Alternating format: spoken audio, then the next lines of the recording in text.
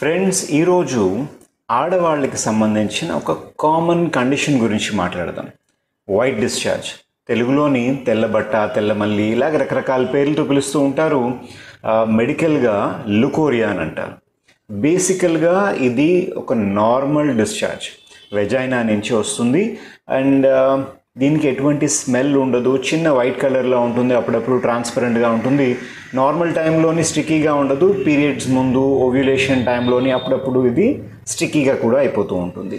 Pregnancy టైంలోని కానీ menopause టైంలోని ఇలాగా కొన్ని హార్మోనల్ చేంజెస్ అవుతున్న సిచ్యువేషన్లోని ఇది కొంచెం ఎక్కువ అవ్వడం కూడా నార్మలే. జనరల్గా ఒక 2 ml ఆఫ్ వైట్ డిశ్చార్జ్ అనేది చాలా కామన్.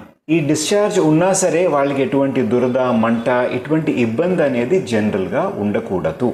ఇలా ఉంటే గనక వాళ్ళు దానికి ఎటువంటి ట్రీట్మెంట్ తీసుకోవాల్సిన అవసరం లేదు. అలా కాకుండా బాగా ఎక్కువ అయిపోయింది అనుకోండి, డిశ్చార్జ్ అనేది బట్టలకు అంటుకుపోతుంది, స్టిక్కీగా ఉన్నది, బాగా ఎక్కువగా కంటిన్యూస్లీ స్టిక్కీగా ఉంది, స్మెల్ వస్తుంది, మంట, దురద, ఇలాంటి కండిషన్స్ వస్తున్నాయి. అండ్ దీంతోపాటు ఆ డిశ్చార్జ్ వైట్ కలర్ కాకుండా ఎల్లోయిష్గా కానీ పెరుగులా కానివ్వండి, కొంచెం బ్లడ్ టింజ్డ్ అనమాట, అంటే బ్లడ్తో కొంచెం కలిసి వస్తున్నది అని అంటే ఖచ్చితంగా డాక్టర్ దగ్గరికి వెళ్ళవలసిన అవసరం ఉంటుంది. మోస్ట్ కామన్ రీజన్ దీనికి ఇన్ఫెక్షన్స్. ఎందుకంటే ఇన్ఫెక్షన్ ఉన్నది, అది బ్యాక్టీరియల్ ఇన్ఫెక్షన్ అవ్వచ్చు, ఫంగల్ ఇన్ఫెక్షన్ ఉన్నది అంటే జనరలీ ఆ డిశ్చార్జ్ కొంచెం కర్డ్ లాగా అనమాట, పెరుగులా కనబడుతూ ఉంటుంది. లేదు పారాసైట్ అనమాట, ట్రైకోమోనాస్ లాంటి ఇన్ఫెక్షన్స్ ఉంటాయి. వీటి వల్ల కూడా వాళ్ళకి డిశ్చార్జెస్ అనేవి ఎక్కువగా ఉంటాయి.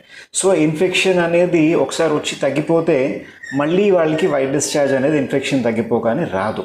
బికాజ్ ఈ డిశ్చార్జ్ అనేది నార్మల్గానే ఒక నార్మల్ లేడీకి కానీ అమ్మాయికి కానీ నోట్లో ఉమ్ము ఉంటుంది చూసారా, ఉమ్ము ఎలాగైతే నోటి లోపల ఇన్ఫెక్షన్ రాకుండా ఉండడానికి హెల్ప్ చేస్తుందో, ఈ వెజైనా నుంచి వచ్చే వైట్ డిశ్చార్జ్ అనేది ఆ వెజైనల్ ఏరియాలో ఇన్ఫెక్షన్స్ అవి రాకుండా ఉండడానికి హెల్ప్ చేస్తుంది. వెజైనాలో కానీ యూట్రస్లో కానీ ఇన్ఫెక్షన్ ఉన్నప్పుడు as a defence mechanism white discharge ఎక్కువ అవడం అనేది నార్మల్. మళ్ళీ ఇన్ఫెక్షన్ వస్తున్నది అని అంటే సెకండ్ మోస్ట్ ఇంపార్టెంట్ రీజన్ అనమాట, హైజీన్. జనరల్గా చాలామంది ఆడవాళ్ళకి కరెక్ట్ ప్రైవేట్ హైజీన్ అనేది పెట్టుకోరు అనమాట. క్లీన్ చేసుకోవడం రెగ్యులర్గా, కొంచెం తడిగా ఉన్నప్పుడే బట్టలు వేసేసుకోవడం, దానివల్ల ఫంగల్ ఇన్ఫెక్షన్స్ వస్తూ ఉంటాయి. మోషన్ అయిపోయిన తర్వాత వెనకాతల నుంచి ముందు క్లీన్ చేస్తారనమాట. మోషన్ అనేది దాంట్లో బోల్డ్ అంత బ్యాక్టీరియా ఉంటుంది. వెజైనా లోపలికి కొంచెం ఒక చిన్న పార్టికల్ అయినా ఎంటర్ అయినా సరే ఆ బ్యాక్టీరియా వల్ల అక్కడ ఇన్ఫెక్షన్ అనేది స్టార్ట్ అయిపోతుంది. అండ్ మరీ ముఖ్యంగా పీరియడ్స్ టైంలోని పర్సనల్ హైజీన్ మెయింటైన్ చేయవలసిన చాలా ఎక్కువ నెసెసిటీ ఉంటుందన్నమాట.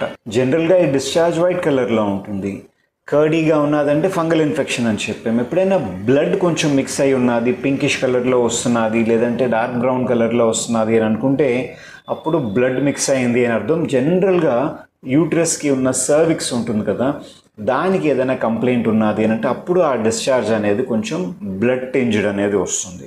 మరొక కామన్ రీజన్ వాళ్ళ ఇమ్యూనిటీ తక్కువగా ఉండడం. ఇమ్యూనిటీ తక్కువగా ఉండడానికి ఒకటి, డయాబెటీస్ ఎక్కువగా ఉన్నా సరే ఇమ్యూనిటీ డౌన్ అవుతుంది కదా, దానివల్ల తరచూ వాళ్ళకి ఇన్ఫెక్షన్స్ వస్తూ ఉంటాయి. లేదు వాళ్ళకి మినరల్ డెఫిషియన్సీ ఉంది, కాల్షియం, మెగ్నీషియం లేదా విటమిన్ B12, విటమిన్ D, ఇలాగ మినరల్స్ తక్కువగా ఉన్నాయనుకోండి, దానివల్ల కూడా వాళ్ళ ఇమ్యూన్ లెవెల్స్ తక్కువగా ఉంటాయి కదా, దానివల్ల చిన్న ట్రిగర్స్ కూడా ఎక్కువ డిశ్చార్జ్ ప్రొడ్యూస్ చేయడం అనేది న్యాచురల్. వీటిని అన్నిటినీ పక్కన పెట్టేసి చాలామంది భయపడేది ఏంటి అని అంటే, అమ్మో వైట్ డిశ్చార్జ్ తగ్గట్లేదు, మళ్ళీ వచ్చేస్తోంది, క్యాన్సర్ ఉన్నదేమో అని వెంటనే భయపడతారు. క్యాన్సర్ అనేది ఒక రీజన్ ఉంటుంది, ఎస్పెషలీ సర్వైకల్ క్యాన్సర్ ఏదైతే ఉంటుందో అది ఉన్నప్పుడు కూడా వైట్ డిశ్చార్జ్ ఉంటుంది. బట్ వైట్ డిశ్చార్జ్ ఒక్కటే ఉండదు కదా సిమ్టమ్ అనేది, ఇంకా చాలా సిమ్టమ్స్ ఉంటాయి. అయినా సరే మీకు అంత డౌట్ ఎవరికైనా ఉన్నది అని అంటే ప్యాప్ స్మియర్ టెస్ట్ అని ఉంటుంది. చాలా సింపుల్ టెస్ట్, ఒక చిన్న ఇయర్బడ్ లాంటి ఒక చిన్న స్వాబ్ ఉంటుంది, దాన్ని సర్విక్స్ నుంచి ఒకసారి స్క్రాప్ చేసి టెస్ట్ పంపిస్తారు. నేను జనరల్గా 35 years దాటిన వాళ్ళు ఎవ్రీ 5 yearsకి ఒకసారి ప్యాప్ స్మియర్ టెస్ట్ చేయించుకోవడం మంచిది అని సలహా ఇస్తూ ఉంటాను. మీరు చేయించుకోండి మీకు ఆ డౌట్ ఉన్నది అని అంటే. బట్ ఈ వైట్ డిశ్చార్జ్కి క్యాన్సర్ అనే కారణం అనేది మేబీ 1 or 2% ఛాన్సెస్. మిగతా కారణాలు చెప్పుకున్నాం చూసారా, అవే ఎక్కువగా ఉంటాయి. ఈవెన్ స్ట్రెస్ బాగా ఎక్కువ ఉన్న వాళ్ళకి కూడా ఇమ్యూనిటీ డౌన్ అయ్యి దానివల్ల వాళ్ళకి డిశ్చార్జెస్ ఎక్కువగా ఉంటున్నాయని అబ్జర్వ్ చేస్తున్నాం. సో ఇప్పుడు ఏం చేయాలి సార్? ఫస్ట్ థింగ్ ఏంటంటే ఇమ్యూనిటీ పెంచడానికి ఏం చేయాలి? అందరికీ తెలిసిందే కదా, రెగ్యులర్ థింగ్, మంచి హెల్దీ ఫుడ్ తినాలి. లైక్ ఫర్ ఎగ్జాంపుల్ పాలకూర, ఖర్జూరం, ఇలాగా fibre rich green fresh vegetables and fruits ఏవైతే ఉంటాయో దానివల్ల మన బాడీకి కావాల్సిన న్యూట్రియంట్స్ అన్నీ వెళ్తూ ఉంటాయి. ఇవన్నీ తీసుకున్నా సరే వాళ్ళకి తగ్గట్లేదు అని అంటే ఆ ఫుడ్ సప్లిమెంట్స్ ఏవైతే ఉంటాయో, కాల్షియం సప్లిమెంట్ కానివ్వండి, ఐరన్ సప్లిమెంట్, ఇవన్నీ విటమిన్ డి, ఇవన్నీ ఏవైతే ఉంటాయో అవన్నీ తీసుకోవాలి. కంటిన్యూస్గా కాదు, ఒక లెవెల్కి వచ్చిన తర్వాత న్యాచురల్గా ఫుడ్ ద్వారా మెయింటైన్ చేసుకోవచ్చు మనం మునగాకు పొడి ఇవన్నీ వాడి.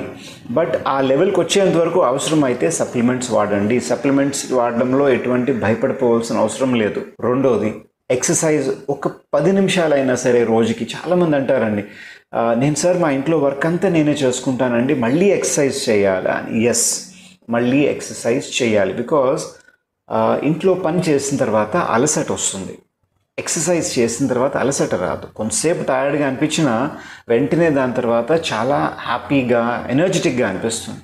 ఎందుకంటే బాడీలో ఎండార్ఫిన్స్ లాంటి కొన్ని పాజిటివ్ హార్మోన్స్ రిలీజ్ అవుతాయి కాబట్టి. ఇలాంటివి, ఈ హార్మోన్స్ అనేవి ఇమ్యూనిటీ పెంచడానికి అవసరం. నెక్స్ట్ ఇంపార్టెంట్ థింగ్ అనేది బాగా హైజీన్ మెయింటైన్ చేయాలి. హైజీన్ అంటే క్లెన్లీనెస్ అనమాట. స్నానం అయిపోయిన కొంతసేపు డ్రైగా అయిన తర్వాత అండర్గార్మెంట్స్ అది వేసుకోవడం. పీరియడ్స్ టైంలోనే ఎస్పెషల్లీ చాలా ఎక్కువగా క్లీన్గా ఉంచుకోవడం. ఆ ఏరియా అంతా క్లీన్గా ఉంచడం అంటే సబ్బుతోని రెగ్యులర్గా బాగా స్ట్రాంగ్ సోప్ యూజ్ చేసి క్లీన్ చేసేమని కాదు. బికాజ్ మరీ స్ట్రాంగ్ సోప్స్ వాడినప్పుడు వెజైనా లోపల ఉండే pH కొంచెం మారిపోయి దానివల్ల చాలామందికి ఇన్ఫెక్షన్స్ అవి వస్తున్నాయని అబ్జర్వ్ చేస్తున్నారు. సో ఎప్పుడైనా మైల్డ్ సోప్ వాడండి. సోపే వాడాలని కాదు.